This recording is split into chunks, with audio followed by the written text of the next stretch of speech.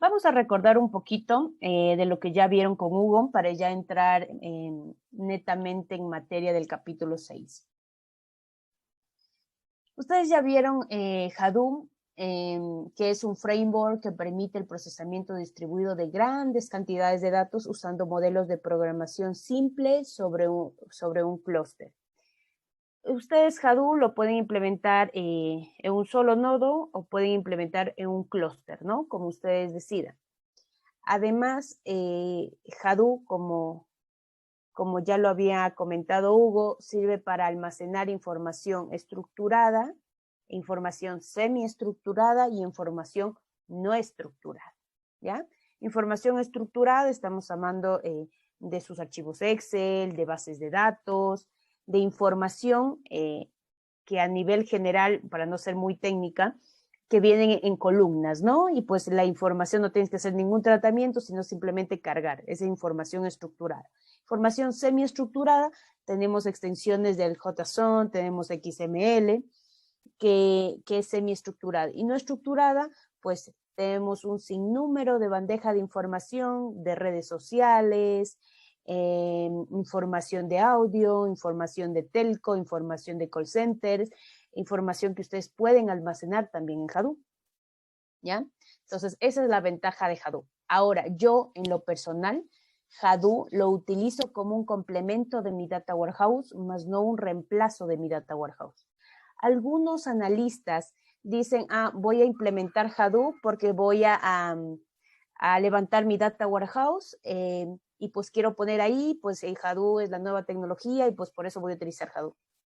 O sea, de poder almacenar información estructurada, como les digo, se puede en Hadoop, pero es como es un desperdicio solamente utilizar Hadoop para información estructurada, porque si no, simplemente necesitarías una base de datos analítica. ¿Y para qué vas a implementar un Hadoop? Si solo vas a almacenar información estructurada. Entonces, yo sí utilizo, como les digo, a nivel personal, Hadoop como un complemento del Data Warehouse. Es decir, tengo mi Hadoop para mi Data Lake, ¿sí? Para todo mi sinnúmero de información, ahí va a estar mi corriente, mi lago, insertando, ingestando datos en mi Hadoop. Y después yo voy a tener una base de datos analítica, en el cual va a estar respondiendo todas las preguntas del negocio de mi empresa.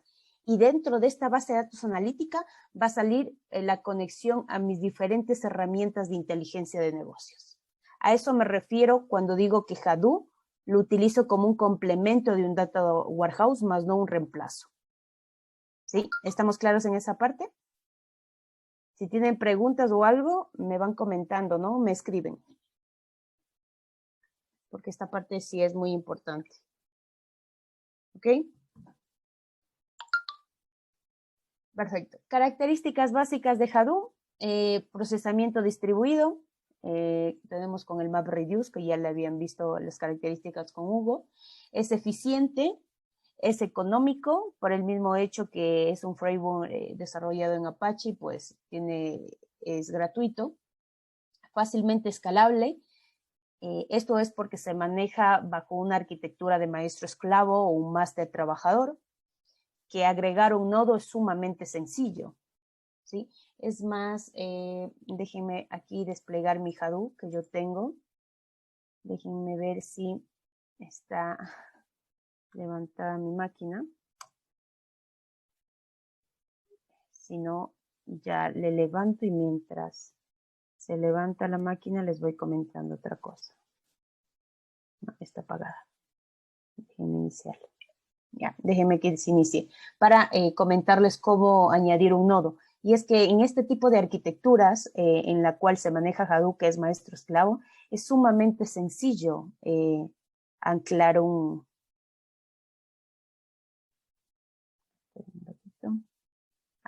nodo.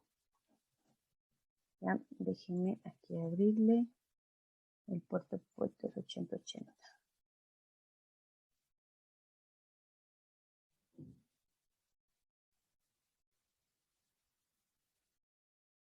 Está levantando, ¿ya? Entonces a eso se refiere el tema de fácilmente escalable, porque este tipo de arquitecturas de maestro esclavo, añadir un nodo al clúster es sumamente sencillo, ¿sí? Hay otro tipo de arquitectura que se maneja mediante anillo, eso ya también ya vamos a ver, que es un poco complejo realizar el incremento del clúster. Aquí, como se maneja como maestro esclavo, es sumamente sencillo. ¿Ya? Tolerante a fallos, por el mismo hecho que tenemos una implementación en clúster, cuando se va a un nodo, por ejemplo, tengo un máster y tres trabajadores o tres esclavos, se va uno y los dos van a seguir trabajando. Puede ser tolerancia a fallos, ¿no? Entonces, eso es lo que por dentro también tengo el alta disponibilidad. ¿Ya? Ahora, cuando ustedes están haciendo una distribución o una implementación de Hadoop, la mayoría de implementaciones por arriba de Hadoop suele tener un proxy, ¿sí? Y entre el proxy y Hadoop se suele tener un balanceador de carga para poder optimizar aún más la potencialidad de la base de datos, ¿ya? Entonces, eso ya depende, obviamente, de la complejidad del negocio, de lo que necesiten hacer, para nosotros poder definir las arquitecturas. Open source, ya habíamos comentado que es open source. Ya, los módulos de Hadoop, tenemos el MapReduce, es el nombre que se le da al framework del procesamiento de ficheros en paralelo, ¿sí? Dentro del clúster de Hadoop.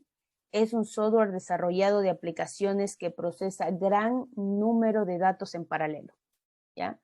En realidad, la palabra MapReduce, y esto ya lo deben haber visto con Hugo, viene de mapper y reducer, ¿ya? El mapper, como dato de entrada, tiene un registro clave-valor que procesa y genera una respuesta en forma del clave-valor, ¿sí? Entonces, una vez que yo busco la clave, rápidamente va a buscar el valor y eso hace que el procesamiento sea mucho más rápido.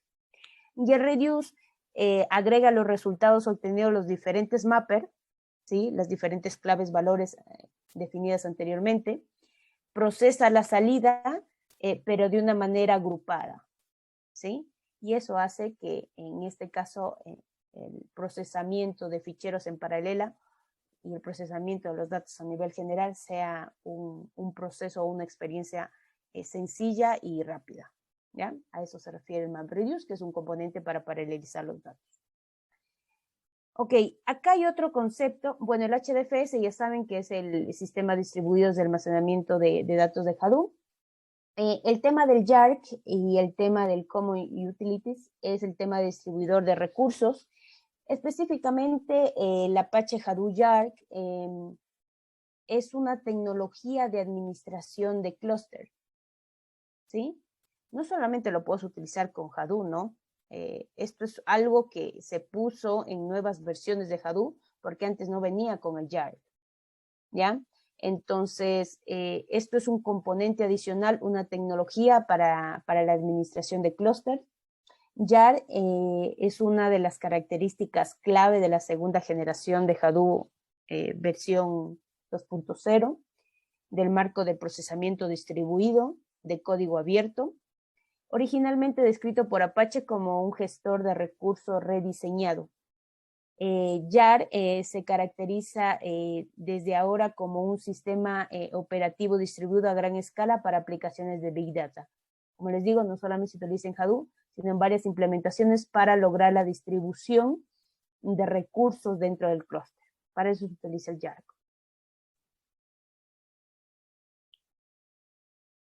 Aquí tenemos las diferentes implementaciones. Bueno, una máquina maestra puede hacer un clúster, ¿no? Con una máquina maestra y n máquinas esclavas.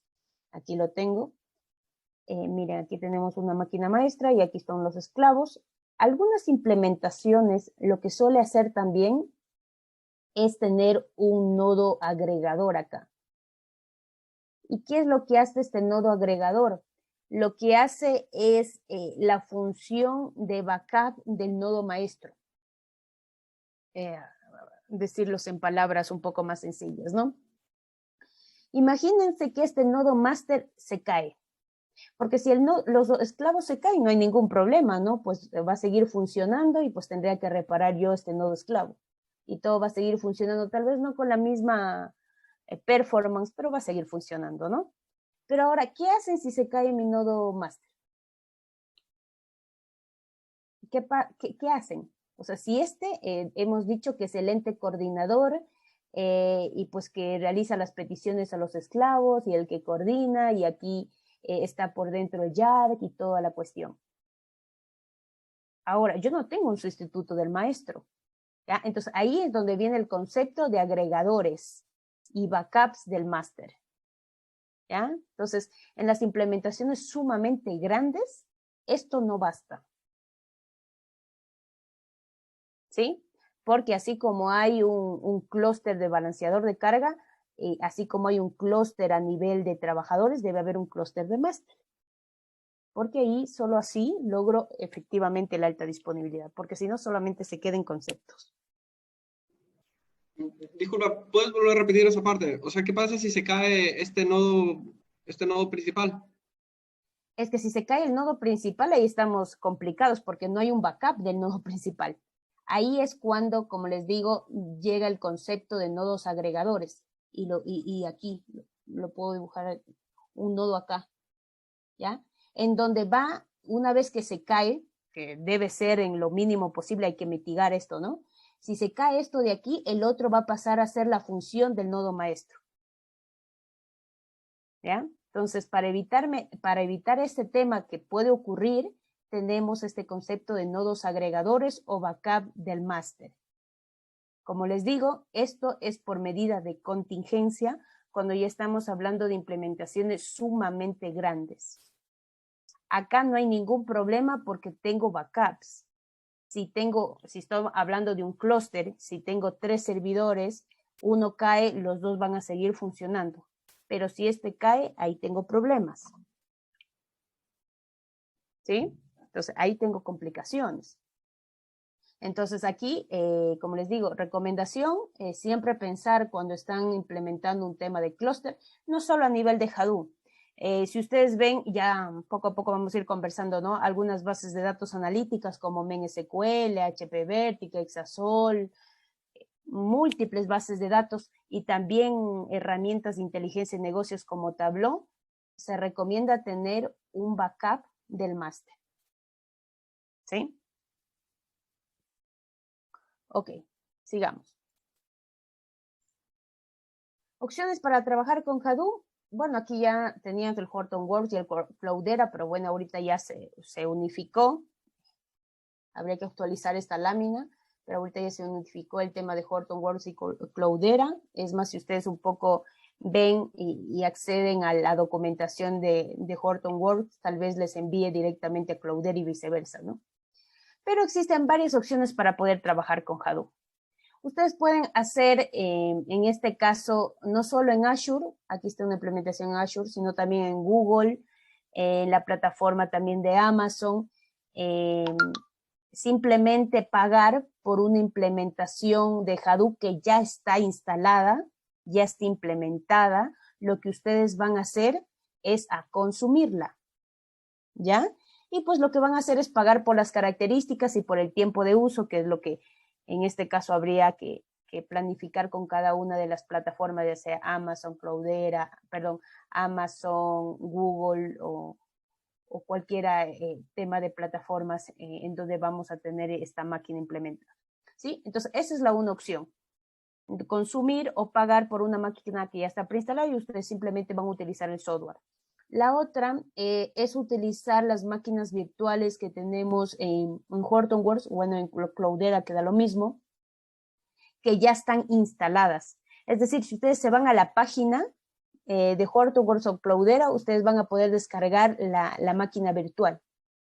Simplemente lo que se debe hacer es descargarse cualquier software de virtualización, ya sea un VMware, un VirtualBox, lo que sea, y poder subir esta máquina que ya está instalada. Pero es como que van a hacer una instalación dentro de su máquina, ¿ya? Van a desplegar el software en su máquina, ¿ya? Entonces, y la otra obviamente es la instalación desde cero, que es la que hemos implementado, buscarse una máquina y ustedes implementar desde cero, en este caso el software de Hadoop, ¿ya? Entonces tienen todas esas opciones, todos esos escenarios para que ustedes comiencen a trabajar con Hadoop. Ya depende de cómo lo necesiten, como lo quieran.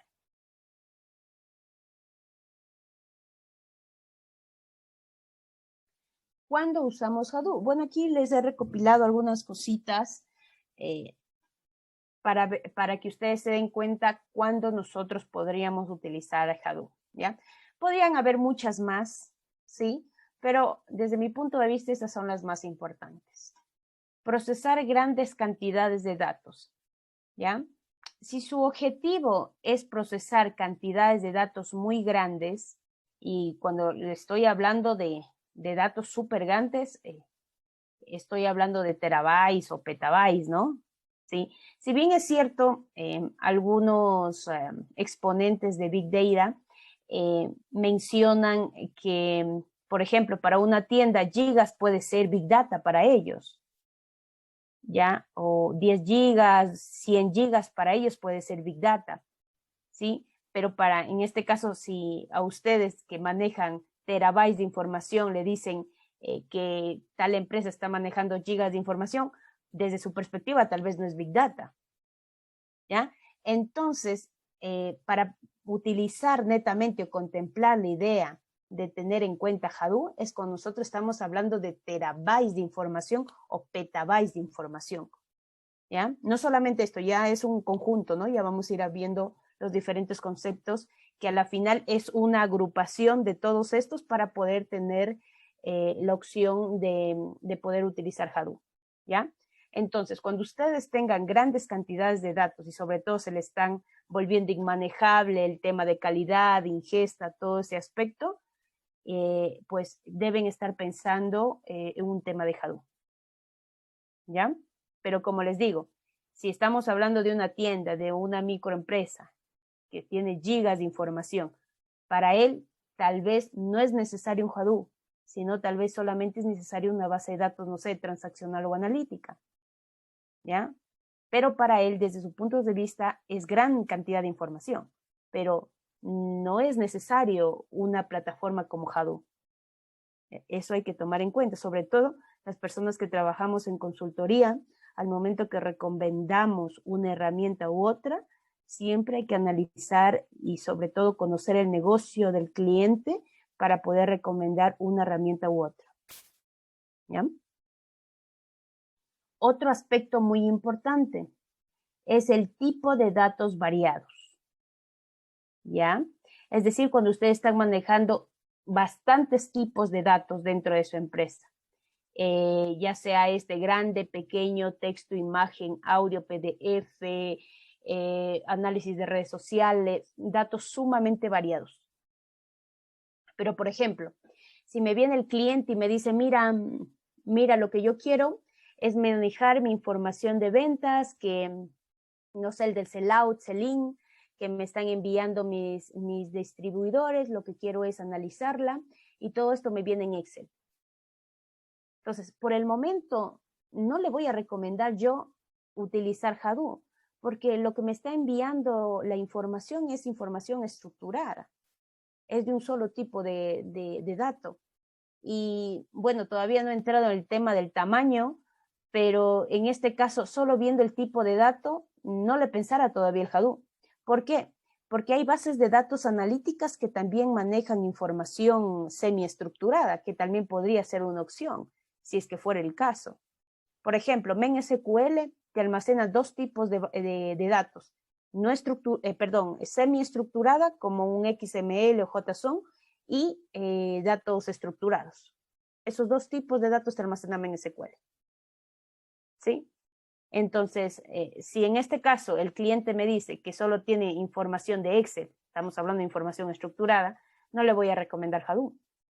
O sea, por el momento, hasta ahí no necesita Hadoop, ¿ya? ¿Por qué? Porque si estamos hablando de información de Big Data y para contemplar la idea de Hadoop, estamos hablando de varios tipos de datos variados, imagen, texto, audio, todo lo que tiene que ver con información de diferentes tipos.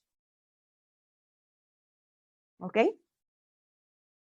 ¿Preguntas hasta ahí? ¿O sí estamos? Igual me escriben, ¿no? No hay ningún problema. Ok. sigamos. ¿Cuándo utilizamos Hadoop? Con la previsión de crecimiento a futuro. Nuestros clientes están en constante crecimiento y fácil escalado, ¿ok? Cuando yo quiero prever para el futuro, quiero seguir escalando, tal vez ahorita estoy trabajando simplemente con un nodo de información, posteriormente quiero seguir creciendo, pues implementar Hadoop es de fácil escalamiento, ¿sí? Y varias herramientas igual de fácil escalamiento. Entonces, siempre hay que un poco prever el crecimiento futuro. Procesamiento en paralelo, el tema del MapReduce, recuerden que te permite realizar el procesamiento en paralelo. En la capacidad que tiene Hadoop, lo más importante es que te realiza la paralelización. Entonces, si necesitas realizar esto y cargar y tener la capacidad de paralelizar tus datos, pues Hadoop también es un ente muy importante. Y la última B que siempre decimos que es la generación de valor. Y pues una vez que ustedes tengan el análisis de todos estos conjuntos de temas que les acabo de mencionar, es en donde pueden optar por usar Hadoop. Caso contrario, si en este caso el tipo de dato no da, no es necesario utilizar Hadoop. Si el tamaño no da, no es necesario utilizar Hadoop, ¿sí? Y pues en este caso, como les digo, habría que analizar un poco el panorama de la empresa para optar o no por utilizar esta herramienta o este software o esta plataforma. Ok. Ahora, ¿cuándo no usar Hadoop? Ya, esto tienen que, sí, tienen que poner atención porque estos puntos son muy importantes. Y la mayoría de analistas a veces fallan en el análisis de estos temas. Análisis de datos en tiempo real. Por ejemplo, dicen quiero analizar y realizar procesos de MapReduce. Recuerden que llevan su tiempo. Es un poco más lento el tema de MapReduce. Podrían optar por horas, días, semanas. ¿Sí? Es decir, si ustedes quieren análisis de datos en tiempo real, solamente en tiempo real, utilizar netamente Hadoop no es la solución porque el MapReduce lleva mucho tiempo. De ahí implementaron la solución del Apache Spark, que es un procesamiento in memory, ya que ya vamos a ver, tenemos un capítulo completamente extenso para ver este tema. Entonces, el Apache Spark nació para el procesamiento en memoria y pues que el tema del procesamiento en streaming de datos de diferentes fuentes sea mucho más rápido. Entonces, sin Apache Spark y queriendo hacer el tema de análisis de datos en tiempo real, pues no te recomiendo yo utilizar Hadoop. ¿Ya? Pero si ya necesitas hacer datos en tiempo real, pues la solución acá es utilizar el Apache Spark. ¿Ya? Karina, respecto a eso, buenas noches primero. Tengo entendido que Spark consume una gran cantidad de recursos, tanto de memoria, más que todo de memoria en los servidores, inclusive se instalan, no sé si en el mismo servidor del Hadoop o se instala en un servidor independiente para el procesamiento.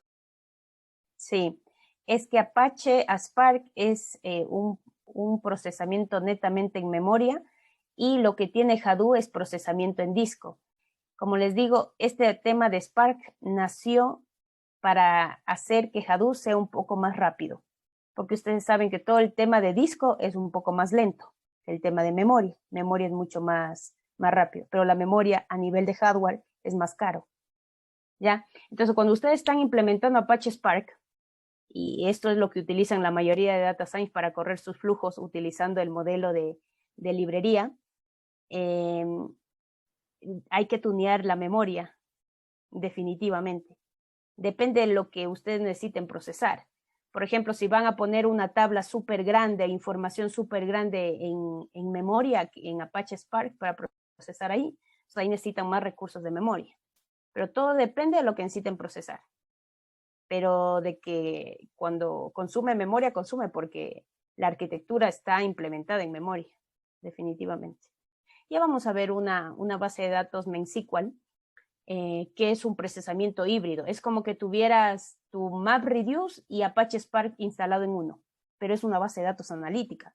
No es una base de datos orientada a Big Data, es una base de datos analítica. pero es como que tuvieras tu MapReduce con el HDFS que trabaja en disco y es como que tuvieras tu Apache Spark trabajando en memoria.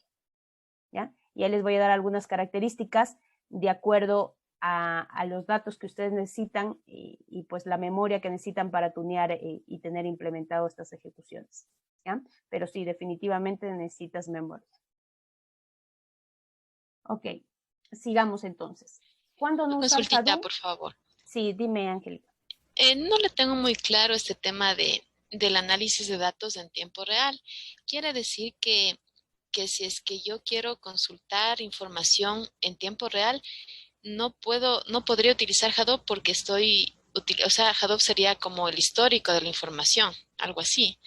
Y esto se demoraría mucho tiempo. O sea, para este tema, lo que recomendaría sería una bodega de datos, ¿o estoy entendiendo mal?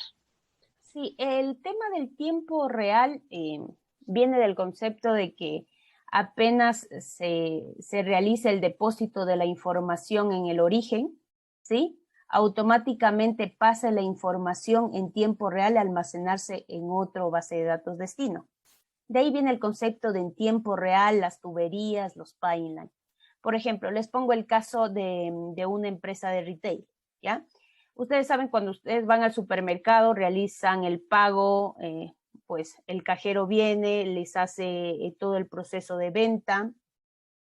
Y pues lo que hace en este caso es pasar todos los códigos de barra. El cajero lo que bota es unos archivos .log, unos log, que deposita en una ubicación específica. Automáticamente, con los procesos o las herramientas en tiempo real, lo que se realiza es detectar que esta ubicación ya sufrió un cambio y automáticamente pasa por una cola, un medio, una tubería de transmisión de mensajes, ¿sí? En tiempo real, porque en tiempo real implica que apenas se deposite la información, el mensaje viaja, ¿ya? Obviamente aquí en medio puede haber temas de transformaciones, puede haber tema de QAM, diferentes cosas de calidad para depositar la información en la base de datos destino, ¿ya? Entonces, en la base de datos destino pongamos un main SQL, ¿ya? Y dentro del main SQL, o sea, por abajo del main SQL va a estar, en este caso, una herramienta de visualización, pongamos el ejemplo Tableau, ¿ya? Entonces, el tiempo real implica que automáticamente se deposita la información en el origen, pasa y viaja, puede pasar por un tema de transformaciones, calidad de datos, y pasa finalmente a una base de datos destino. Y esta puede estar anclada a herramientas de visualización. Es que esto no se recomienda, solamente con el MapReduce no se recomienda, porque recuerden que netamente Hadoop se maneja HDFS, es procesamiento en disco, ¿ya? Y el disco es mucho más lento que todo lo que ustedes manden al disco, siempre va a ser más lento que la memoria. Y todo lo que manden a memoria siempre va a ser mucho más rápido, ¿ya? Entonces, por eso dice que cuando ustedes quieren utilizar Hadoop, utilizando netamente la instalación, no se recomienda para datos en tiempo real, porque el procesamiento es mucho más lento. Pero la solución de Apache Spark, que es un proceso en memoria, es decir, los datos ya no van a pasar a discos, sino van a pasar a ser una solución factible. No sé si ahí está un poco más claro, Angélica. Sí, sí, gracias. Ok. Perfecto. Otro tema para no Hadoop es para un sistema con bases de datos relacional, ¿ya? Modelo de datos muy complejos, Joy, Unio, Filter. Bueno, si ustedes ya quieren implementar su Data Warehouse, poner toda su información estructurada dentro de Hadoop, lo pueden hacer, pero si es que no tienen Hive, no van a poder ver los datos, las consultas SQL. Recuerden que con Hive era el medio por el cual las consultas a toda la información que tienen almacenada. Entonces, si es que no tienen Apache Hive, no van a poder ver las consultas, ¿ya? O no van a poder verlo. Entonces, a eso se refiere. no usar Hadoop solamente para base de datos relacional sin tener en este caso Apache Hive. Ahora, como les digo, es un desperdicio usar Hadoop solamente para una base de datos estructurada. Porque para eso no utilicen Hadoop, pueden utilizar cualquier herramienta, MemSQL, HP Vertica, Teradata, Netezza, HP Vertica, pueden utilizar, que les va a brindar la misma funcionalidad que en este caso que Hadoop o más. ¿Ya? Hadoop está estrictamente diseñado para la información no estructurada y semiestructurada. Pero si ya en este caso hay varias empresas que lo hacen híbrido, ¿no? Ahí mismo tienen el Data Lake, es decir, en Hadoop tienen toda la información como viene, en bruto, y pues tienen por detrás de Hadoop una base de datos analítica, que en este caso toda la información que viene de las diferentes fuentes estructuradas, no estructuradas, se almacena en Hadoop, que viene a ser el Data Lake, y pues esta base de datos analíticas lo que hace es consumir toda la información que necesita de Hadoop y para posteriormente conectarse a herramientas de visualización de datos. Esta sería la verdadera arquitectura de un proyecto de Big Data. Esa que yo les acabo de decir. ¿Sí? Que obviamente ya deben haber un poco conversado con Hugo, ¿no? Esta de acá.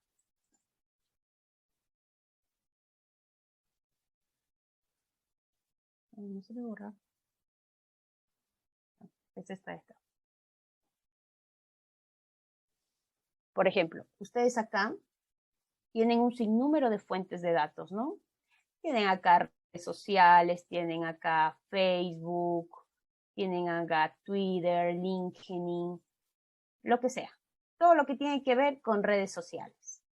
Por otro lado, ustedes tienen bases de datos, ¿sí? Pueden tener acá conectado un ERP, por debajo, no sé, un Microsoft Business One, que está por debajo una base de datos transaccional, ¿no? Un SQL Server, está un Oracle, diferentes bases de datos, ¿no? Relacionales, ¿ya? También pueden tener aquí archivos XML, pueden tener JSON, pueden tener un tema de video, pueden tener un tema de PDF, lo que sea. Aquí está un sinnúmero de fuentes de datos. Lo que va a hacer ustedes es que acá va a estar su Hadoop, hablando de la arquitectura, ¿ya?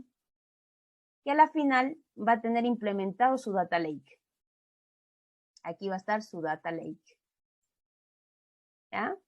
Y aquí se va a tener todo el sinnúmero de información, ¿ya? Algunas empresas lo que suelen hacer, como les decía, tener estructurado mediante esquemas. Tienes un warehouse, ¿sí? Tienes su base de datos estructurada, datos estructurados, pero también tiene su parte de datos no estructurados y datos semiestructurados. Aquí tienen toda su laguna de datos, ¿ya? Y por acá arriba tienen su base de datos analítica. Aquí tienen su base de datos analítica. Aquí hay diferentes arquitecturas o diferentes, en este caso, ponentes de base de datos analíticos súper buenos. Tenemos el caso de MemSQL, tenemos HP Vertica, tenemos en este caso Exasol, tenemos Teradata, un sinnúmero, ¿ya? Pero de bases de datos analíticas. No es lo mismo una base de datos analítica que una base de datos transaccional. No puedo comparar un Postgres con un HP Vertical. No puedo comparar un Exasol con un SQL Server. ¿Sí? Esto es netamente analítico, ¿ya? Y pues, ¿por qué lo llaman analítico? Por varios componentes. El performance, el almacenamiento y las consultas son a nivel columnar, no es a nivel de filas como las bases de datos transaccionales, y una serie de beneficios que tiene la base de datos analítica que no tiene la base de datos transaccional. Aunque algunas personas o algunas empresas por recursos, lo que suelen hacer es hacer su SQL Server o su Oracle como una base de datos analítica. Se lo puede hacer, ¿no? Pero ya depende, como les digo, el performance que tenga. ¿Por qué? Porque acá, en la parte de presentación, es donde que la base de datos analítica entra en funcionamiento, ¿ya? Porque acá yo voy a estar conectado a diferentes herramientas de visualización. Llámese aquí un Tableau, un Power BI, un Click, ¿ya? Y un sinnúmero de herramientas de inteligencia de negocios. Y cuando estamos conectados a una base de datos analítica, usualmente estas herramientas de visualización se conectan en vivo, ¿sí? Y responden. Que tal vez una base de datos transaccional no te responda, porque acá las consultas son a nivel columnar, ¿ya? Entonces, así es como es una verdadera implementación de inteligencia de Big Data, ¿sí? Ya cuando estamos hablando de gran volúmenes de información, ya proyectos sumamente grandes. Y obviamente por aquí hay semiestructuras, que es un poco ya desglosando cada una de estas fases de la arquitectura de Big Data, pero es un poco ya a nivel específico que vamos a ir comentando con el transcurso de los temas. Karina, una consulta. ¿Y este lenguaje R se pega a las bases analíticas? Ya, el R, muy buena pregunta. El R y el Python, miren, aquí las bases de datos analíticas, lo bueno es que puedes tú embeber esos códigos R y Python, ¿sí? Algunas bases de datos analíticas. Pero la mayoría de empresas, ¿qué es lo que sabe realizar? ¿Qué es lo que hace? Dentro de aquí el Hadoop del ecosistema, ustedes saben que tienen el Spark. Dentro del Spark, bueno, no les voy a hacer muy extenso el Spark porque hay un capítulo netamente de eso. Dentro de sus módulos tiene un tema para correr flujos, es un tema de Machine Learning, ¿ya?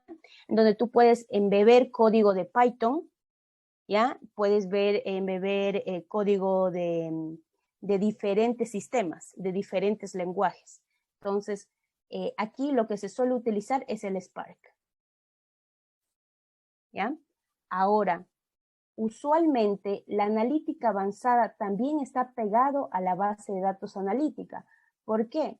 Porque recuerden que aquí ustedes tienen toda su laguna de datos. Aquí está la data en bruto. Aquí no está hecho nada de calidad.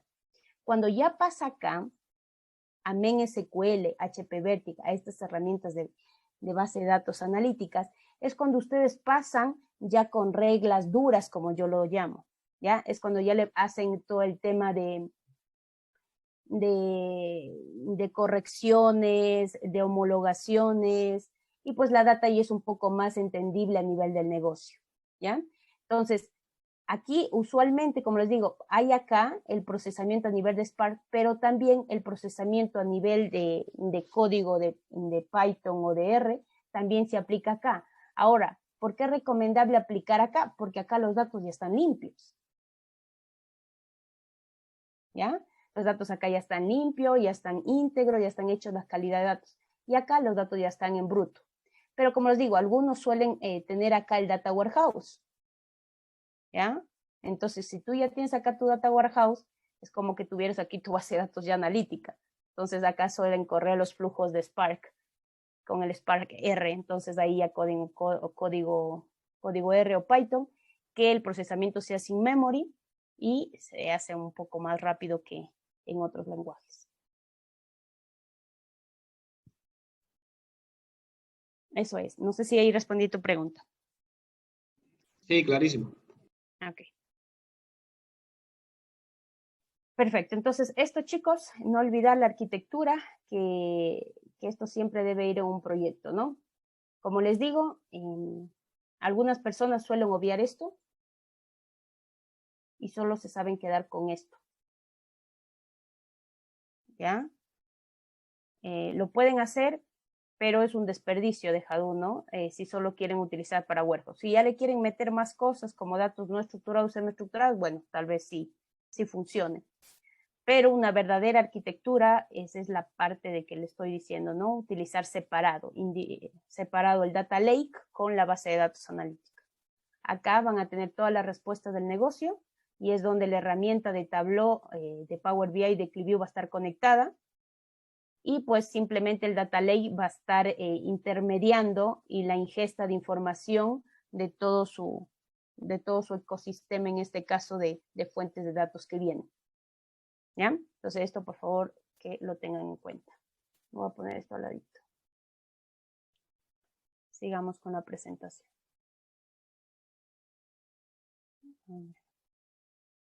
Ya, nos quedamos acá. También cuando no usar Hadoop, cuando queremos modificar nuestros datos, ¿ya? Con Hugo, y eso Hugo me acuerdo que sí lo mencionó, en este caso, el HDFS permite escritura, ¿ya? Lectura también, pero una vez escrito solo podemos borrar o añadir al final, ¿ya? No podemos hacer updates, ¿ya? Porque recuerden que ahí se está almacenando toda la información que viene de sus fuentes o de sus insumos de fuentes de datos, ¿ya? Y tú quieres almacenar toda la historia de los reprocesos, si en algún momento hubo, o de toda la historia. Entonces, si tú en este caso actualizas el registro, no vas a tener todo esa línea de tiempo de qué pasó en este caso, ¿no? Entonces, por eso, una vez escrito, solo podemos borrar o añadir al final, ¿ya? No puedes utilizar. Si queremos modificar o hacer updates, tocaría hacer una eliminación y agregar uno nuevo, que es lo que les tocaría realizar, si es que lo deciden, ¿no? Ustedes así. Cuando no usar Hadoop, nuestro trabajo no puede paralelizar, ¿ya? Si nuestros datos no se pueden paralelizar, perdemos la principal característica de Hadoop. Recuerden, con el tema de MapReduce, nosotros paralelizamos, ¿no? La información, las ejecuciones con los nodos esclavos.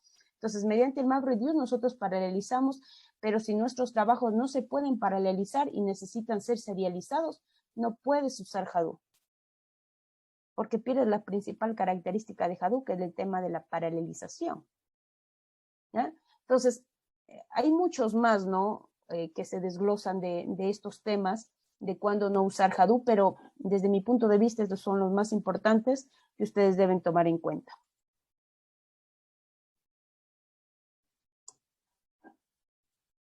Ok. Ahora les voy a mencionar algunas malas prácticas cuando nosotros utilizamos Big Data con Apache Hadoop. Recuerden el HDFS. El HDFS son cientos de ficheros pequeños, ¿ya?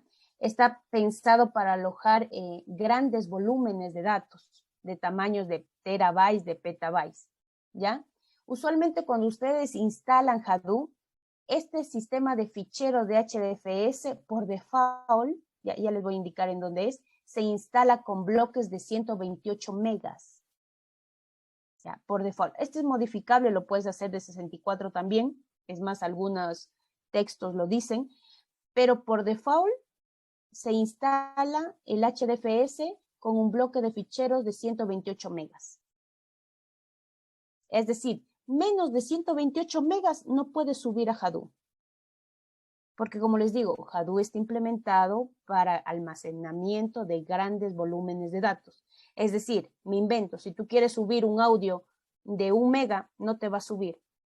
¿Qué es lo que te va a decir? Oye, necesitas más datos. ¿Por qué? Porque tu bloque es de 128 megas. ¿Ya? Entonces, ahí deben tener ustedes mucho cuidado al momento de la configuración de los bloques. ¿Ya? Como les digo, por default es 128 megas. Y si ustedes quieren subir uno de 10, 20, 30 megas, les va a salir un error y les va a decir el bloque es de 128. Por favor, agrega más para completar el bloque. Y ahí es donde entramos nosotros en la discusión de ingresar basura al data lake, que es lo que se debe evitar. ¿Sí? Pero ahí indicas que sí se lo puede reducir a bloques de 64 megas. Sí, por supuesto. Sí se lo puede reducir. Pero eso deben tomar en cuenta, ¿no? Por ejemplo, si tienen configurado de 128 y quieren subir uno de 10, 20 megas, no les va a permitir subir. Tienen que completar. O a su vez, si lo configura de 64 y quieren subir de 1 mega, tampoco les va a subir. Tienen que completar el bloque. Pero sí se lo puede configurar. Pero eso es en la instalación, ¿no? Cuando nosotros estamos instalando, cuando estuvimos definiendo los ficheros, ahí había una opción en donde definían los bloques, es decir, en la instalación. Ok. Otra mala práctica cuando utilizamos Big Data con Apache Hadoop es que cientos de procesos map con poca duración. Recuerden el map reduce que se dividía en dos temas, en mapper y el reduce, ¿sí? Entonces, cientos de procesos map con poca duración, ¿ya? Muchos procesos map hemos paralelizado más de la cuenta. Entonces, esto provoca una pérdida de tiempo, ¿sí?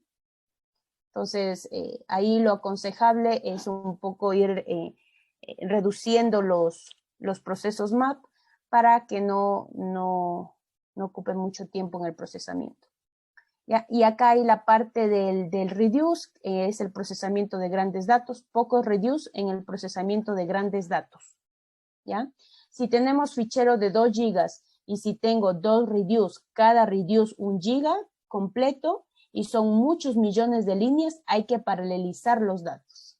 ¿Sí? Entonces, pocos reduce para el procesamiento de grandes volúmenes. ¿Se dan cuenta?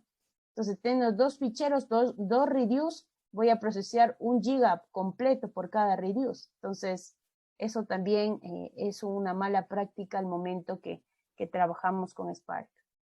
Perdón, con Hadoop. Y otra, también es muchas salidas y pequeñas de los reduce. Los reduce crean ficheros, ¿sí? Los reduce de acá crean ficheros para paralelizar. La idea es tener menos ficheros de más tamaño, claro. Menos ficheros de más tamaño, ¿sí? Para poder un poco agilizar las cargas. Ok, chicos, entonces esto es un poco del resumen que les quería exponer de Hadoop.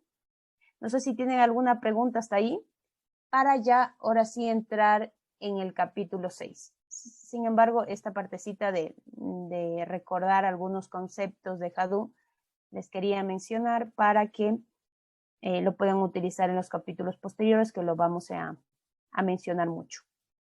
¿Ok? ¿Preguntas hasta ahí, chicos?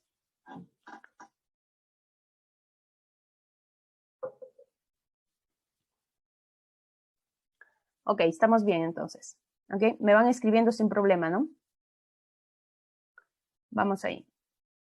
Vamos a ver el capítulo de bases de datos NoSQL.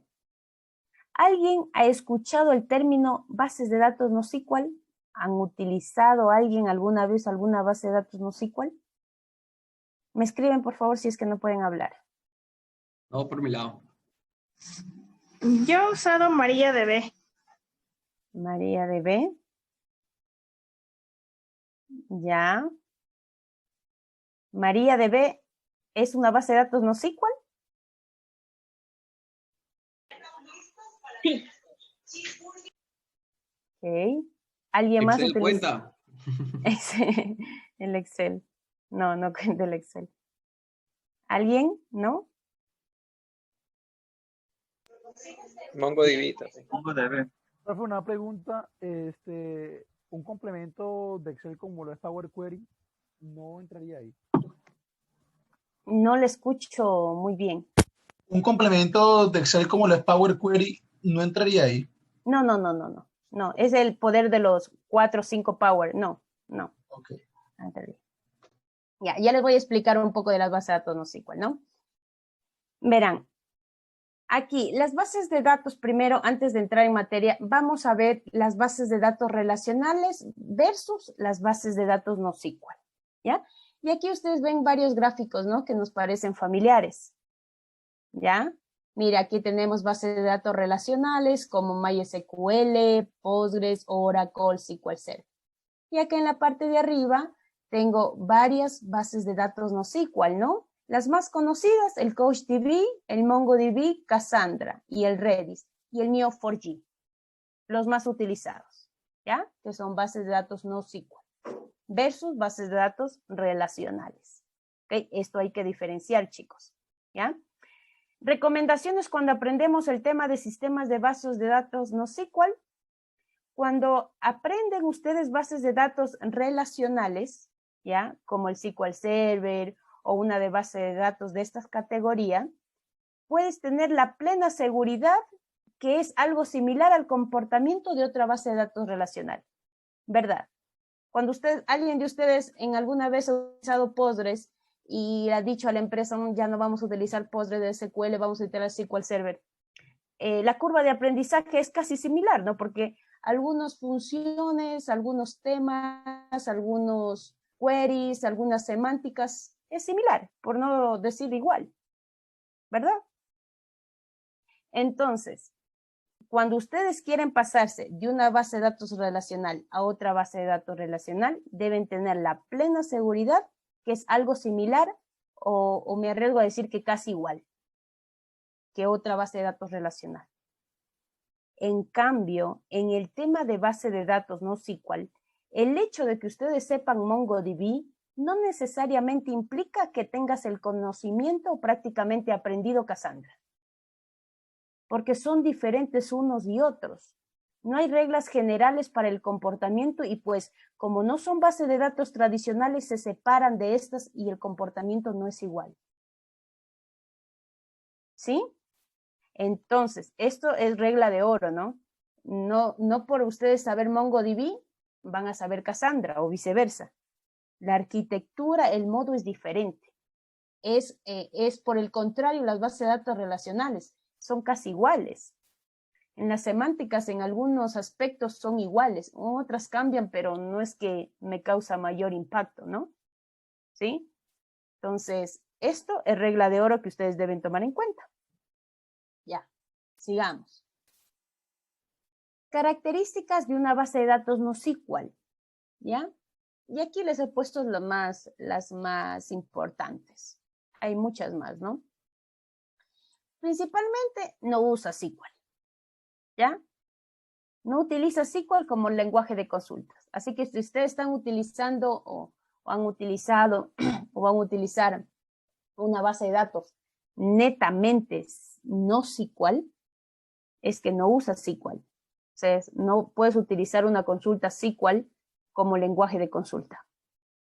La segunda característica es que no está basado en tablas, ¿ya?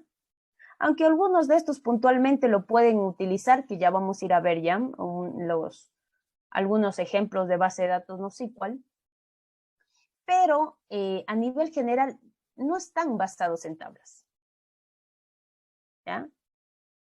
No está orientado a relaciones, ¿ya? Es decir, no tienes una relación una con otra.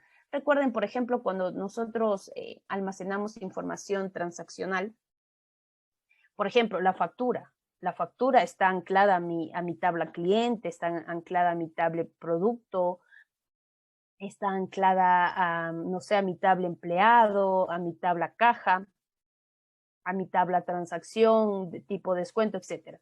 ¿Sí? Están relacionadas una con otras. Aquí, en la base de datos NoSQL, no existe esa relación. Aunque en algún tipo de base de datos NoSQL hay una pequeña relación, pero no es a nivel de tablas, sino es a nivel de aristas. Ya vamos a ver ese tipo, ¿ya? Más a detalle cuando desglosemos algunos ejemplos de estas bases de datos. Pero por lo general no está orientado a relaciones. No es que tienes ahí una tabla, está relacionada a otra tabla, no. No hay relaciones, ¿ya? La otra característica es que no es necesario pasar el test ACID, ¿ya? No es necesario pasar el test ACID. Y ya les voy a comentar a qué se desglosa este test ACID que usualmente nosotros tenemos, ¿no? ACID es el grupo de 4 propiedades que garantizan que las transacciones en las bases de datos se realicen de forma confiable.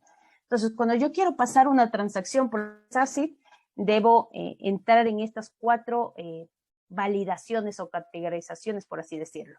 Entonces, la primera es la atomicidad. La atomicidad es si cuando, por ejemplo, una operación consiste en una serie de pasos de los que o bien se ejecuta todos o ninguno. Es decir, las transacciones son completas, no es a medias. ¿Ya? A eso se refiere el test de atomicidad. El test de consistencia es para ver más que todo la integridad, ¿ya? Esta es la propiedad que asegura que solo se empiece aquello que se puede acabar. Entonces, por lo tanto, se ejecutan aquellas operaciones que no van a romper las reglas y las directrices de integridad de la base de datos. ¿Ya? Entonces, esta propiedad de consistencia sostiene que cualquier transacción que se llevara a cabo en la base de datos desde un lado de estado válido a otro estado válido, pero esto se ejecute con integridad. A esto se refiere la consistencia. El tema de aislamiento, esta propiedad asegura que una operación no puede afectar a otras. ¿Ya? Esto asegura que, por ejemplo, la realización de dos transacciones sobre la misma información sean independientes y no generen ningún tipo de valor. Sí, no hay dependencia de una con otra. No es como en las bases de datos transaccionales que ustedes tienen su PK, su foránea, y hablando un poco más técnico, ¿no? Es decir, ustedes tienen dependencias uno con otro. ¿Ya? Entonces, acá no hay esto, es aislado. ¿Ya? La durabilidad se refiere a la persistencia. Esta propiedad asegura que una vez realizada la operación, esta persistirá y no se podrá deshacer aunque falle el sistema. Y que de esta forma los datos sobrevivan de alguna manera en el tiempo. Esta es la durabilidad. ¿Ya? Entonces, cuando ustedes están trabajando o almacenando información en una base de datos NoSQL, no es necesario pasar este test así. ¿Ya? De lo que ya habíamos visto, ¿no? El test así. La atomicidad, la consistencia, aislamiento y la durabilidad. ¿Ya? Entonces, eso deben tener ustedes en cuenta. Otra característica es no tiene un esquema formal. ¿Ya? No tiene un esquema formal, es decir, no tiene un esquema de base de datos a cumplir. ¿Ya? Esto es muy importante. Está orientado al desarrollo web, a diferencia de las bases de datos relacionales, debido a que las bases de datos relacionales existen desde hace más de existir la web. Entonces, esto está orientado al desarrollo netamente web. Aunque algunos desarrollos también están orientados a bases de datos transaccionales, ¿no? Pero también a las bases de datos analíticas, en este caso NoSQL. Orientado a desarrollos grandes, es decir, si quieres almacenar gran volumen de datos, la base de datos NoSQL también te ayuda. ¿Ya?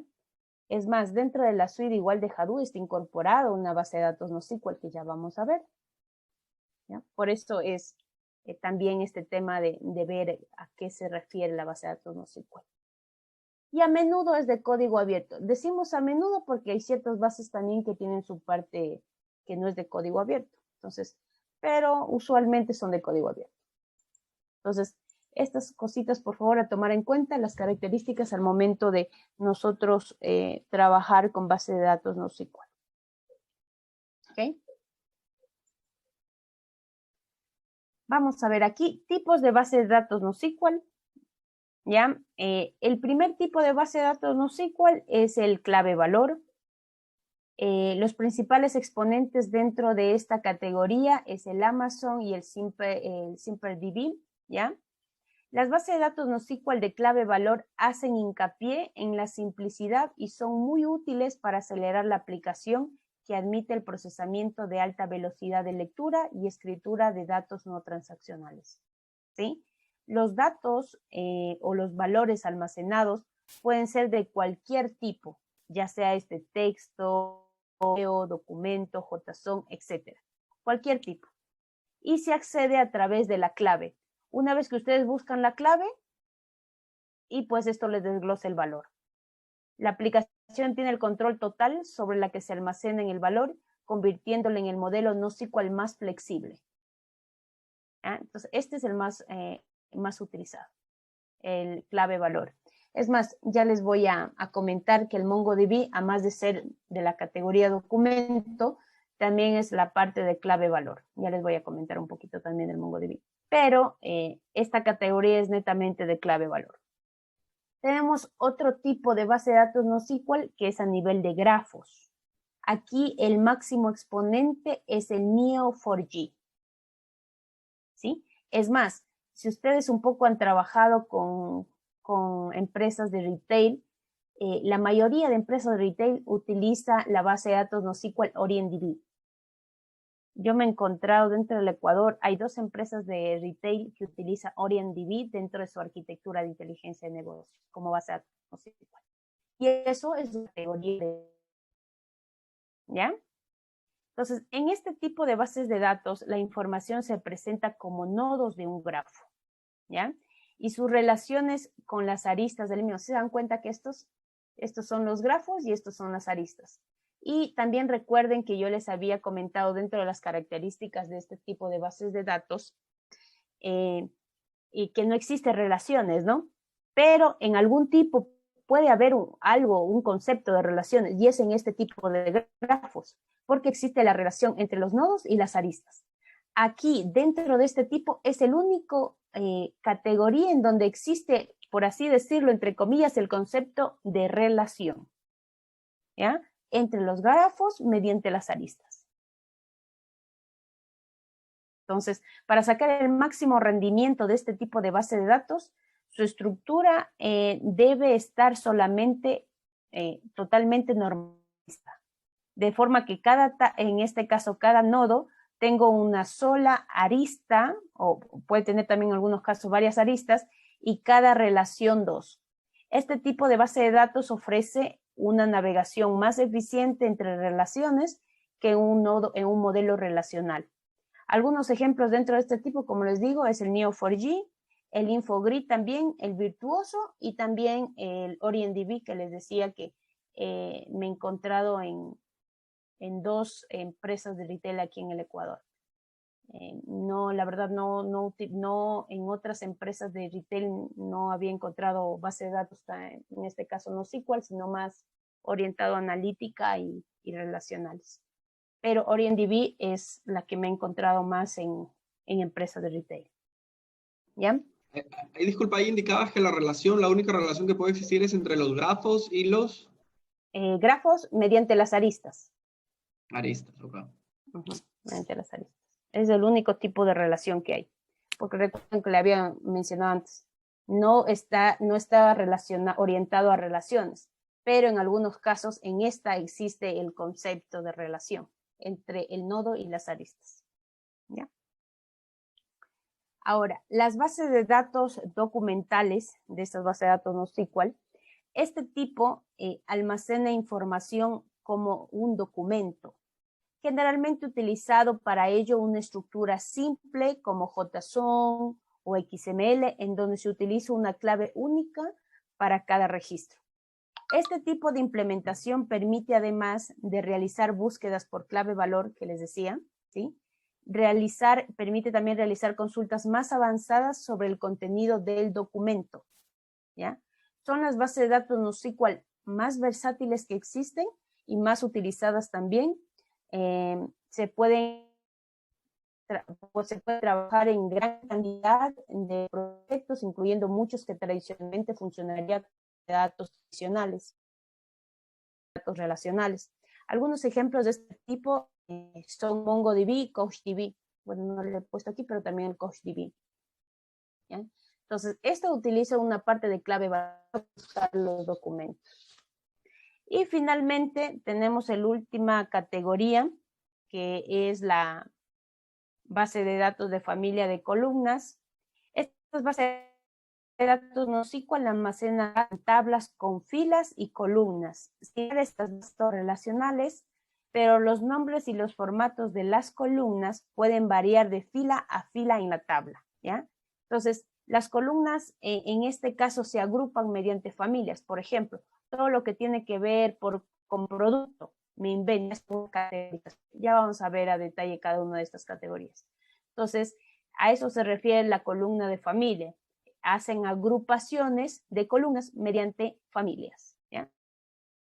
Los exponentes en esto es Cassandra y HBase.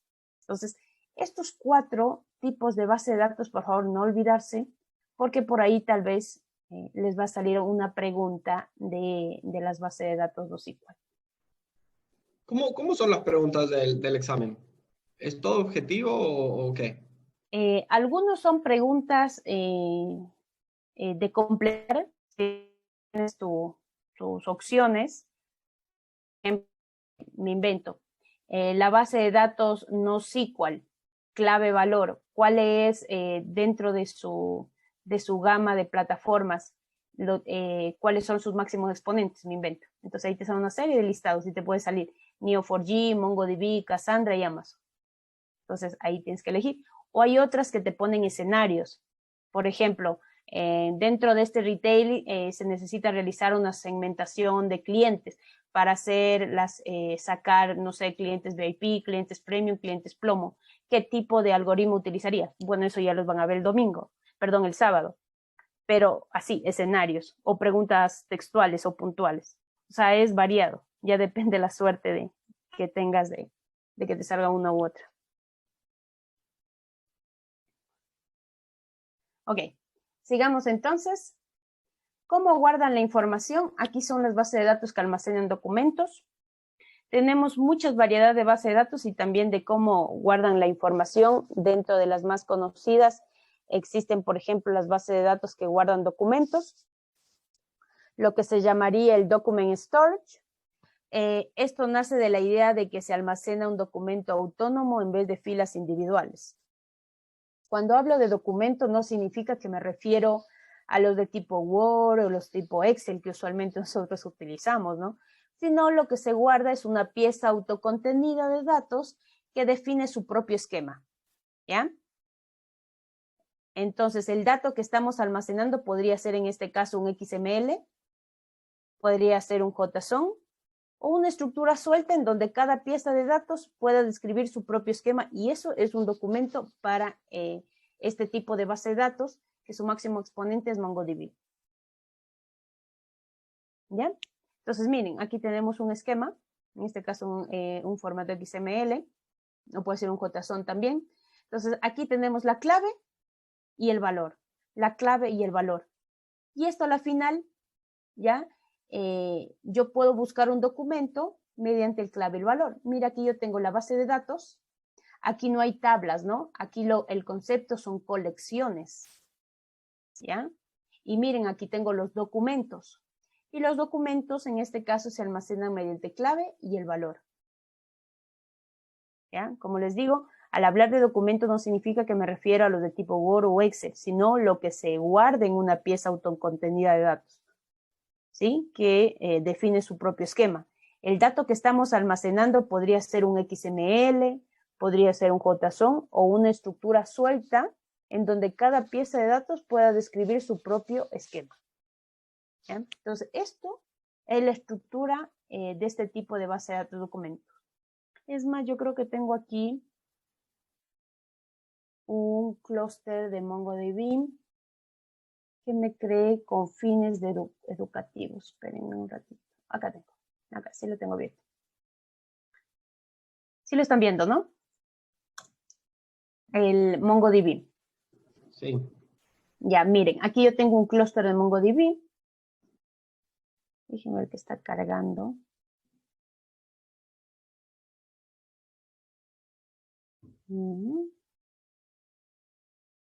¿Ya? Ya, se dan cuenta acá que viene el concepto de colecciones, lo que les había mencionado yo. Miren, el tema de colecciones. Bases de datos, sí hay el concepto de base de datos, pero ya no hay el concepto de tablas. Ahora se llaman colecciones. Miren acá. Aquí yo tengo las colecciones. ¿Ya?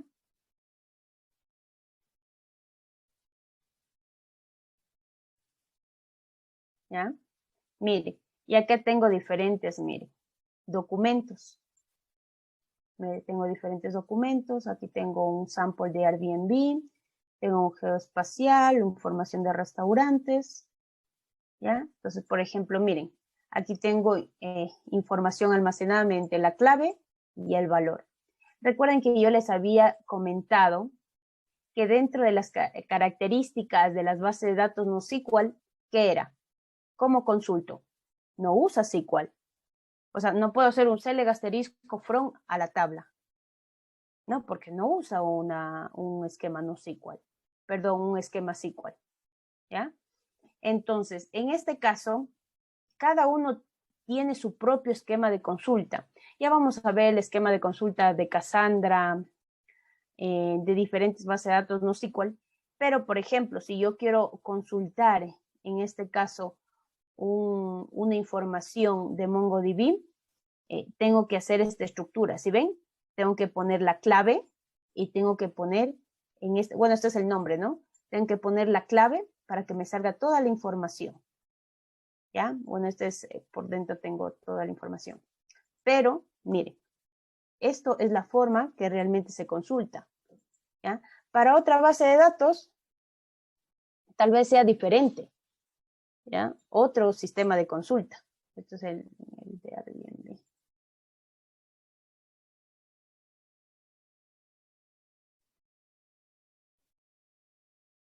Miren, ¿se ven? ¿Ya? Para otro tipo de base de datos, no SQL sea otro tipo de consulta, pero por ejemplo para MongoDB es así. Tú seleccionas en este caso la clave, buscas por la clave y te genera toda la información de su valor. ¿Ya? Mira, así realizan la consulta. ¿Ya? Entonces aquí tengo un clúster de MongoDB a la cual yo estoy conectada. Puedo hacer réplicas de información, conectarme, crear usuario, ver las métricas de mi clúster.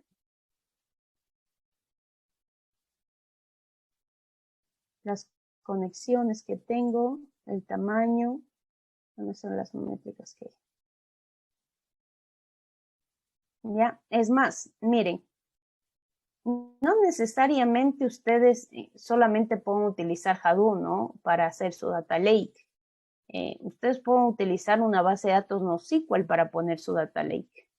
Por ejemplo, MongoDB. Miren acá, tienen su data lake.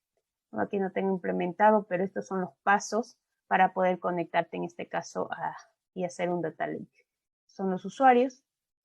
Entonces, esto de aquí es gratuito, son con fines educativos, pueden crearse un clúster de forma gratuita. Les paso el link para que lo puedan chequear un poquito. Simplemente ingresan con su clave, se generan con su correo y ya tienen su ambiente como para poder manipular el MongoDB. Les voy a enviar por el chat aquí.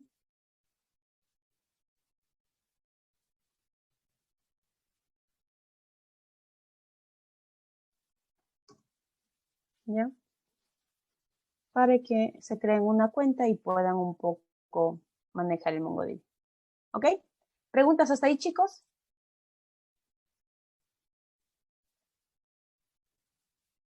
¿Dudas, inquietudes? ¿No? Este esquema de las consultas por cada aplicativo, un poco lo que comentabas, o sea, hay que saber cómo funciona cada aplicativo para poder hacer las consultas. Sí, no es lo mismo, no es como las bases de datos relacionales. Con Select asterisco from, yo puedo hacer una consulta en estas bases de datos como en cualquiera, pero acá no. Acá, si hago una consulta con un esquema en MongoDB, tal vez no sea la misma de Cassandra. Entiendo. Ajá, así es. Así se maneja, por eso es más complejo. Complejo en este caso aprender varias herramientas o bases de datos, no SQL. Un poco complicado.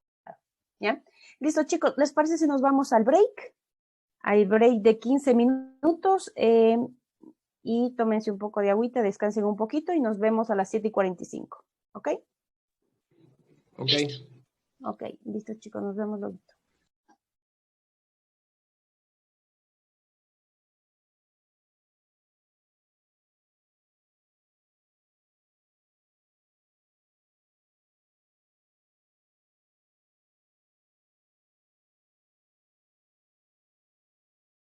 A ver, me confirman por favor si la pueden observar.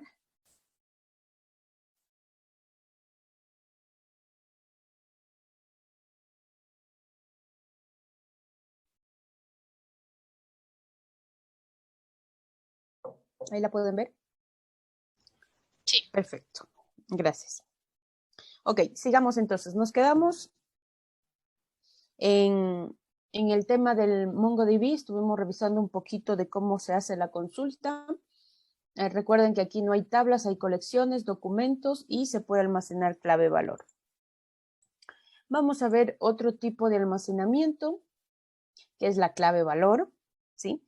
Otra categoría de base de datos, NoSQL, en las que guardan en parejas de clave valor.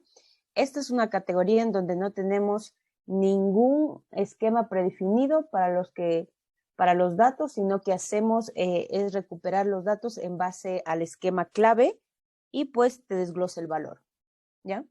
Podemos hacer una analogía, una tabla con 2 columnas en donde yo tengo una clave y a partir de eso yo guardo un valor, ¿dice?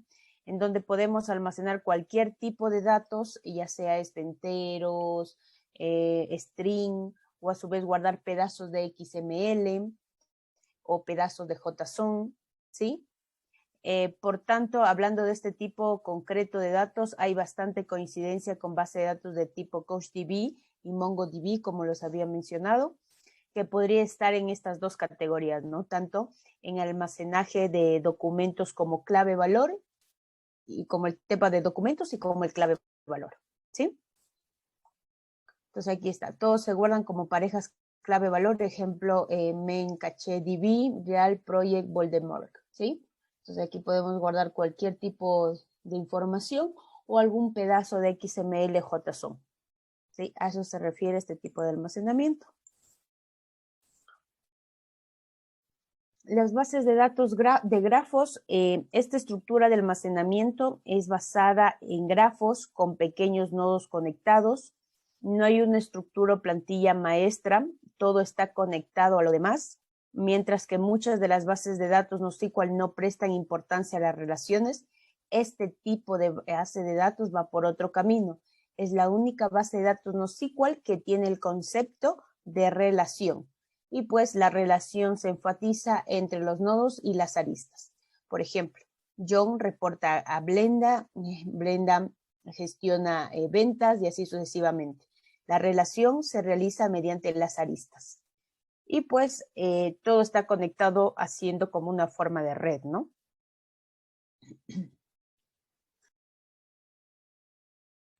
Ok, los máximos exponentes dentro de esta categorización tenemos el Neo4j. En lo personal, más utilizado el Neo4j. Tenemos el Alelograph, ese no lo he utilizado, DB2 NoSQL y el Graph Store, ¿ya?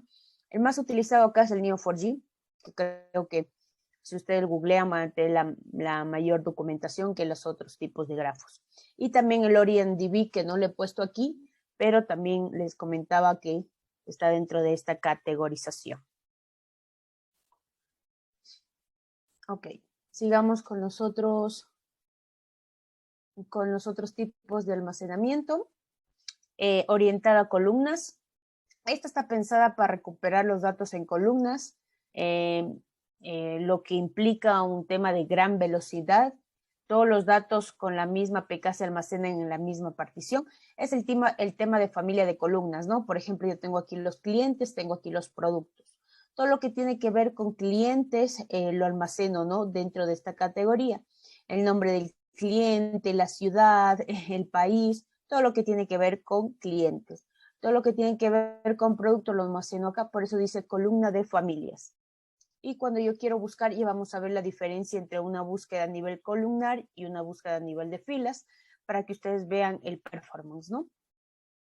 Pero este es el tipo de almacenamiento, lo guardo así, mediante grupos de familias. ¿Ok?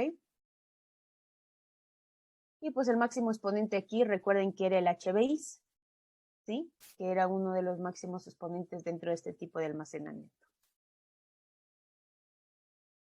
Razones para escoger una base de datos NoSQL. Existen varias razones.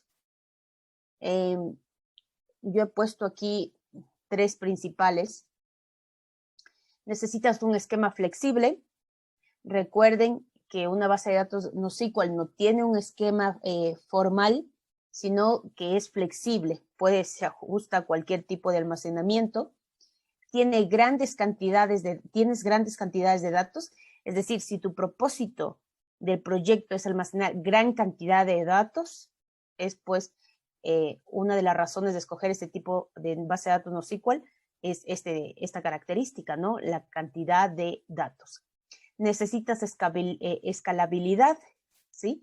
Hay algunas bases de datos NoSQL que es un poco complejo anclar el tema de clusterización, pero algunas bases de datos son más fáciles que otras, ¿no? Entonces ya vamos a ver las diferentes arquitecturas, cómo puedo escalar para que ustedes vayan un poco centralizando la idea y respondiendo estas preguntas, ¿no? De razones para escoger una base de datos NoSQL. Es más, recuerden que yo les había comentado que HBase es una base de datos NoSQL, ¿no? Es más, está categorizada aquí dentro de la familia de columnas, ¿sí? Entonces, si ustedes se van directamente al HBase, a la página de documentación de HBase, ¿sí? Aquí en HBase tengo una serie de documentación, ¿sí?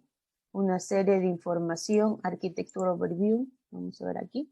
Y pues aquí es donde te comenta que el tema de HBase está considerado para almacenar gran cantidad de información, ¿sí? Es usada para gran cantidad de información, terabytes de información, y pues es lo que le diferencia a las bases de datos relacionales, ¿no? Entonces, no lo digo yo, aquí les voy a enviar el link para que se peguen una revisada de esta arquitectura de base de datos NoSQL que hace el HBase, y pues, como les digo, el propósito de esto es mejorar las respuestas en las consultas, ¿no?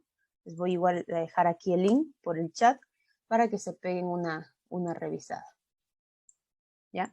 Pero como les digo, las principales características al almacenar cantidad de información inmensa, no está sujeta a un esquema flexible, es decir, por ser, en este caso, base de datos NoSQL, cada uno tiene su propio esquema, no es rígido, como en el tema de base de datos relacionales. Necesitas almacenar información estructurada, ¿verdad? En columnas y filas. Acá no, el esquema es flexible. Entonces, todas estas tres preguntas que yo les he puesto aquí es la que deben pensar para poder escoger o no una base de datos NoSQL, ¿ya? Y vamos a ir comenzando un poquito para que ustedes vayan viendo un poco diferencias, similitudes y semejanzas, ¿no? Ok. Perfecto, sigamos. Vamos a ver el teorema CAP.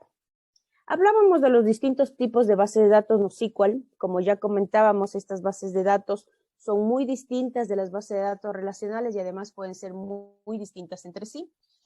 Aunque conocer el tipo de modelo de datos es importante, también hay que tener en cuenta otros factores, ¿ya? Las bases de datos NoSQL están pensadas para ser escalables y distribuidas. Y por ser distribuidas, tenemos que tener en cuenta el teorema CAP, ¿sí? Por este componente de distribución, tenemos que nosotros tener en cuenta este teorema CAP. Y ya les voy a comentar a qué se refiere este teorema CAP. El teorema CAP o el teorema de Bregwer dice que en sistemas distribuidos es imposible garantizar a la vez consistencia, disponibilidad y tolerancia a fallos. Esto dice el teorema, que en un sistema distribuido es imposible garantizar al mismo tiempo consistencia, disponibilidad y tolerancia a fallos, ¿ya? Veamos qué son estas características. La consistencia. Al realizar nosotros una consulta o una inserción, siempre se tiene que recibir la misma información, ¿no? Con independencia del nodo o servidor que procese la petición. Es decir, si yo tengo un clúster, ¿ya? Tengo un máster y tengo los nodos trabajadores, independientemente del nodo que me responda, me debe responder la misma información, ¿no? Si me responde el servidor A o el servidor B, porque se supone que es un clúster y la información está replicada, ¿verdad? Entonces, a eso se refiere este tema de consistencia, ¿ya? La disponibilidad se refiere a que todos los clientes pueden leer y escribir aunque se haya caído uno de los nodos. Ese es el tema de la disponibilidad. Y pues aquí ya no hay mayor explicación, ¿no? La disponibilidad ya lo hemos visto, ¿no? El tema de tolerancia a fallos, o también llamado tolerancia a particiones, a veces traducido como tolerancia a particiones en algunos textos. Es una traducción que en lo particular no me gusta, ya que se confunde con el punto anterior, que es la disponibilidad, debido a que los sistemas distribuidos pueden estar divididos en particiones, ¿ya? Así que esta condición implica que el sistema tiene que seguir funcionando aunque exista fallos o caídas parciales que dividan el sistema. y está un poco relacionado al tema de la disponibilidad, ¿no? ¿Sí? Sin embargo, lo categorizan también dentro del teorema Kappa. ¿Ya? Entonces, dentro de estas tres categorías, consistencia, disponibilidad y tolerancia a fallos, existen clasificaciones, ¿ya? Clasificaciones que se les da, ¿ya? Para hacer escalables y distribuidas las bases de datos NoSQL, siguen distintos métodos, ¿ya? Distintos métodos por los que no todos cumplen los mismos puntos del teorema Kappa. En la imagen podemos ver cómo se reparten algunas de las bases de datos según las condiciones que cumplen del teorema Kappa. Vamos a comenzar con el AP. En la AP tenemos el tema de disponibilidad y el tema de tolerancia a fallos, ¿no?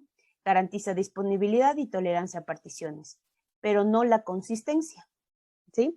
Al menos no de forma total, ¿ya? Algunas de estas consiguen esta partecita de la consistencia a través de la replicación y la verificación, ¿sí? Es decir, ustedes pueden tener un clúster, pero si es que no está replicada la información en cada uno de los nodos, no van a tener consistencia. ¿Sí? Entonces, aquí tenemos los exponentes, los máximos exponentes de Cassandra, el CouchDB, el DynamoDB, ¿ya? En los cuales por default tenemos la disponibilidad y tolerancia a fallos, pero podemos lograr consistencia realizando la réplica de información en los nodos, para que en este caso, independientemente del nodo que responda, sea la información consistente y sea igual. A eso se refiere. Pero por default tiene el AP, estas bases de datos. Ok, vamos con el CP. Ok, este CP garantiza consistencia y tolerancia a fallos, ¿no? Para lograr la consistencia y replicar los datos a través de los nodos, sacrifican la disponibilidad, ¿ya? Aquí tenemos el tema de MongoDB y el HBase, ¿ya? Tenemos aquí los máximos exponentes. Y finalmente tenemos el CEAM, en donde garantiza la consistencia y disponibilidad, pero tiene problemas con tolerancia a particiones. Este problema lo suele gestionar replicando los datos. Es decir, por alguna u otra manera, ustedes pueden completar las partes, las tres temas del teorema CAP, realizando una u otra modificación dentro de sus bases de datos. ¿Sí? Y con eso yo ya tengo y cumplo toda la categorización de los sistemas distribuidos para poder garantizar estos tres temas. Si es que no lo tiene por default, puedo realizar un ajuste a mi clúster para poder utilizarla o para poder tener estas tres temáticas del teorema CAP. ¿Ya? Eso lo usamos. ¿Ok? Hay que tener en cuenta que esta clasificación no es definitiva, como les digo, ya que algunos de estos sistemas NoSQL pueden MongoDB. El MongoDB por defecto es CP, pero también podemos configurar el nivel de consistencia eligiendo si se replicarán los datos o podemos configurar si se puede leer datos de los nodos secundarios. Nodos secundarios sacrificamos consistencia, pero ganamos disponibilidad. Entonces, con eso ya completamos los tres temas del teorema CAP. Perfecto. Hablar un poquito de Apache Cassandra. Apache Cassandra es uno también de los máximos exponentes de base de datos NoSQL. Las principales características de Cassandra es que ¿sí? Es decir, yo puedo tener toda la información a nivel de todo mi escalable linealmente, es decir, poder ir incrementando a nivel lineal mis... Sigue un patrón maestro-servidor. Esto es muy importante. Miren, y que yo les había dicho que el Hadoop se maneja mediante maestro-esclavo, ¿verdad? Y la mayoría de bases de datos se manejan así y pero miren acá lo que dice de Apache Cassandra. No sigue un patrón maestro, sino que es P2P. ¿Ya? Es decir, en este caso, todos los nodos deben son maestros. Es decir, si se cae 4, no pasa nada. Todos son másters. Lo que les decía el problema de acá, si se ve el máster, se fregó. Ahí es donde entra la medida de contingencia que yo les había mencionado del agregador y el backup. Si es que eso no tienes, en este caso, tu esclavo, la arquitectura no te funciona. Pero Cassandra se maneja en otra arquitectura. Y es que todos estos, es como que todos estos de aquí fueran maestros. Y si uno cae, no habría ningún problema. Está segmentada, está replicada y no hay ningún problema. Esta es el modo anillo que maneja su arquitectura. Y son diferentes anillos. Ahora, dejará de funcionar si efectivamente todos los nodos sufrieran algún impacto, ¿no? Pero eso ya es como que podría pasar. Porque si se fueran en este caso, los 7 de estos nodos, no pasaría nada porque todavía tienes un nodo maestro y va a seguir funcionando tu Apache Cassandra.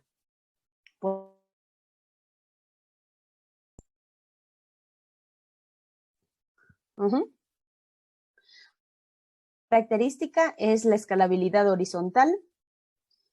Bueno, aquí hay que diferenciar, ¿no? Hay dos escalabilidad, la vertical y la horizontal. La vertical es cuando ustedes a nivel de memoria y a nivel de disco. Entonces, cuando alguien le dice, vamos a... es porque le van a potenciar memoria o disco. O cuando alguien te dice, vamos a hacer un escalamiento, es porque van a hacer un clúster o van a ampliar los nodos. ¿Ya? Entonces, esos conceptos tienen que ustedes tener en cuenta, ¿no? Escalamiento vertical y escalamiento horizontal. Y pues Apache Cassandra se maneja escalamiento horizontal. ¿Ok? ¿Preguntas hasta ahí, chicos? Una consultita. Esta parte del patrón que utiliza, nos decías que utiliza maestro servidor, pero solo Apache Cassandra utiliza este tema. ¿Se diferenciaría por el tema de los costos? O sea, ¿o cómo se vería qué utilizar nuestro esclavo? Que si es que todos son maestros, se gastaría más dinero para los servidores o algo así. ¿O de qué depende que utilicen una u otra patrón? Ya, primero depende del software, ¿no? Porque hay cierto software que no soporta la arquitectura, ¿ya? Porque, por ejemplo, si es que yo me invento, yo tengo mi Tableau, ¿ya? Tableau de negocios y toda la cuestión. Él se maneja por maestro esclavo, como la mayoría, como Hadoop, como varias bases de datos. Pero si es que yo le quiero hacer anillo, no me da el software, no responde, no está fabricado para responder a esta arquitectura. Esa es la una. La otra, obviamente, el nivel de costos va, si es que fuera así, si es que mi Tableau se manejara mediante esto, implicaría que la licencia del software estaría en todito de esto, en todos estos nodos. ¿Ya? ¿Por qué? Porque recuerden que acá, usualmente, cuando estamos hablando de software que manejan licenciamiento y toda la cuestión, usualmente el licenciamiento va al máster. Y los nodos en este caso son los trabajadores, pero la licencia va acá. Si se va el máster, no se va a poder levantar y va a decir no hay licencia en el software. Entonces, lo que va a implicar costos. ¿Ya? Entonces, aquí implicaría que la licencia de tu software estaría en todos los nodos, porque todos son maestros. Entonces, depende de esos dos factores. Pero en este caso, este tipo de arquitectura es un poco más complejo crecer a nivel horizontal. Es decir, si en este caso yo te digo, yo quiero ingresar un nodo, poner aquí un nodo 9 a este Apache Cassandra. Es un poco más complejo, no es solamente de poner como en este tipo de arquitecturas. Aquí es mucho más fácil. Entonces, son diferentes factores realmente que implica. Costos, arquitectura, que te responda o que el software esté especializado para soportar este tipo de de funcionalidad, por así decirlo. Eso es, Angélica. Gracias. Ok. Ok. Sigamos. Las principales características es tolerante a fallos por el mismo hecho que tiene una distribución horizontal o distribuida. La replicación de los datos, pues si es tolerancia a fallos, pues la información tiene que estar replicada, porque si no, no hace sentido, ¿no? Si un nodo falla, pues tiene que todo seguir funcionando. Si un maestro falla, todo debe seguir funcionando, porque la data debe estar replicada, ¿no? Permite definir el nivel de consistencia. Recuerden lo que les mencionaba del teorema CAP, la consistencia. Independientemente del nodo que responda, o en este caso el máster que responda, la información debe ser la misma, debe ser consistente. Usa el lenguaje SQL. ¿Sí ven? En Cassandra ya tiene un tipo de lenguaje especializado que se llama SQL. No es SQL. Este es el lenguaje de acceso específico de Cassandra. Es un derivado reducido de SQL, sí, pero no es SQL, ¿ya? Tiene ciertos conceptos, ¿no? En Cassandra los datos están desnormalizados, de manera que el concepto de joins o subqueries no existe. Podemos nosotros interactuar solamente con Cassandra mediante este tipo de lenguaje. Por eso yo les había mencionado al inicio del capítulo que no es lo mismo yo conocer una base de datos relacional y pasarme a otra base de datos relacional, que es más fácil que, por el contrario, tener una base de datos NoSQL y pasarme a otra base de datos NoSQL. O sea, el panorama es completamente diferente. ¿Sí? Entonces, aquí utilizo, miren, un SQL, que es otro tipo de lenguaje de consulta. Y permite la replicación en varios datacenters. Varios datacenters se refiere a esto, ¿no? Yo puedo tener un datacenter en Quito, puedo tener un datacenter en Guayaquil, en Cuenca, que es lo que la mayoría de empresas tienen, ¿no? Datacenter en diferentes ciudades. Por si acaso se queme o algo pasa con los servidores, pues ya tienen su respaldo. Entonces, permite esta replicación en varios datacenters.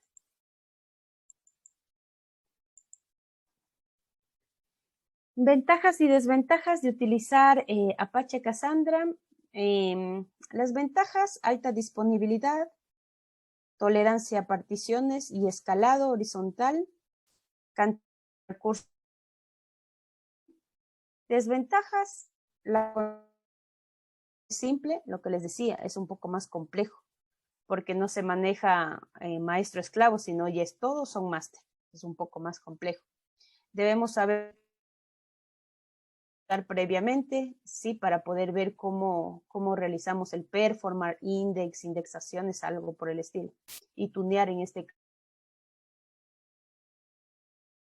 Bien, de Angélica, a lo menos en algunas bases de datos NoSQL no son licenciadas, pero algunas sí. El tema también de costos, que también es un tema importante, sobre todo en las empresas al momento de otro.